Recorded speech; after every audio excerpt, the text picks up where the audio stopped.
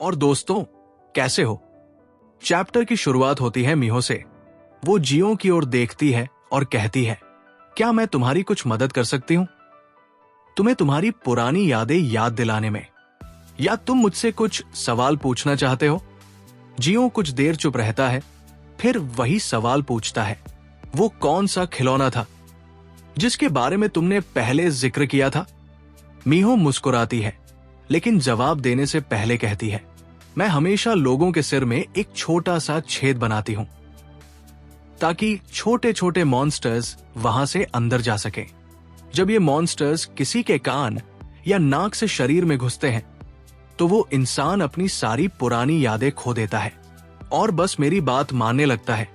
वो धीरे धीरे जियो के पास आती है और कहती है, और वो खिलौना जिसके साथ मैं खेला करती थी कोई और नहीं, आयरायोंग है।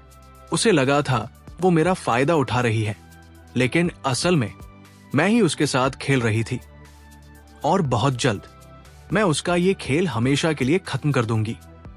अगले सीन में हम देखते हैं आयरायोंग को। वो अपने मोबाइल पर वही वीडियो देख रही होती है, वही हॉस्पिटल वाली फुटेज जहां लोगों को मॉन्स्टर में बदला जा रहा था। वो वीडियो उसके दोस्त ग्यूहेओक ने लाकर दी थी, जो मीहो का पीछा करते करते वहां तक पहुंच गया था। आयरायोंग का चेहरा डर से सफेद पड़ जाता है। उसे यकीन नहीं होता कि मीहो ने इतने सारे लोगों को मॉन्स्टर बना दिया है। कांपती आवाज में वो कहती है, अब चीजें मेरे कंट्रोल से बाहर जा चुकी है, मुझे इस देश से निकलना ही होगा। वो ग्यूयो के साथ कार में बैठती है और एयरपोर्ट की तरफ रवाना होती है। रास्ते में उसका दिमाग सवालों से भर जाता है। अगर मीहो ने इतने लोगों को मॉन्स्टर बना दिया है तो उसने अभी तक मुझ पर हमला क्यों नहीं किया? क्या वो मुझे ठीक से नहीं जानती, या फिर वो मेरे साथ खेल रही है? उसके मन में डर की लहर दौड़ जाती है। अगर बाहर इतने मॉन्स्टर हैं, तो क्या पता एयरपोर्ट पर सब वही मॉन्स्टर हो? क्या मीहो भी मुझे मॉन्स्टर बना देगी? उस कार में बहुत सारे मॉन्स्टर्स भी थे जिन्हें आयरायोंग ने खुद मीहो पर हमला करके पकड़ा था। तभी उसके फोन पर जियो का कॉल आता है। जियो घबराते हुए कहता है, मीहो एक मॉन्स्टर है। वो अभी उसी होटल में है जहां मीहो ने सबको मॉन्स्टर्स में बदल दिया है। यहां आके मेरी हेल्प करो। आयरायोंग डरते हुए सोचती है, क्या जियो सच में मीहो के साथ मिल गया है? क्या उसने मुझे फंसाने के लिए बुलाया है? फिर वो हकलाते हुए कहती है, तुम क्या बकवास कर रहे हो? क्या तुम दोनों फिर से झगड़ा कर रहे हो? लेकिन जियो और भी घबराते हुए बोलता है, मीहो तुम्हारे बारे में सब जानती है। वो जानती है कि तुमने उस पर बार बार अटैक करवाए थे और अब मीहो तुम्हारे साथ खेल रही है।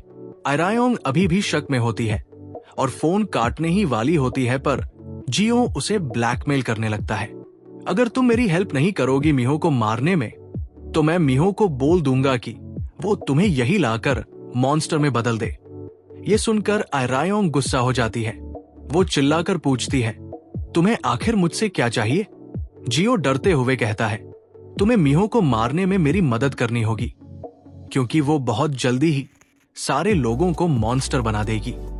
बाहर मीहो उसका इंतजार कर रही होती है और सोचती है कि जियो इतना देर क्यों कर रहा है। आयरायोंग सोचती है, अगर जियो खुद भी मीहो जैसा मॉन्स्टर है तो वो क्यों उसे मारना चाहता है? फिर उसे याद आता है कि जियो ने अपनी सारी पास्ट मेमोरीज खो दी है, इसलिए वो खुद ही कंफ्यूज है। जियो उसे बताता है कि मीहो किस तरह उस हॉस्पिटल में लोगों को मॉन्स्टर में बदल रही है। आयरायोंग ये सुनकर थोड़ा शांत होकर फैसला करती है, अगर मैं जियो की मदद लूं तो मैं उस हॉस्पिटल को अपने कंट्रोल में ले सकती हूं, जहां मीहो लोगों को मॉन्स्टर्स में बदल रही है, और फिर मैं अपना एक साम्राज्य खड़ा करूंगी और उस पर राज करूंगी।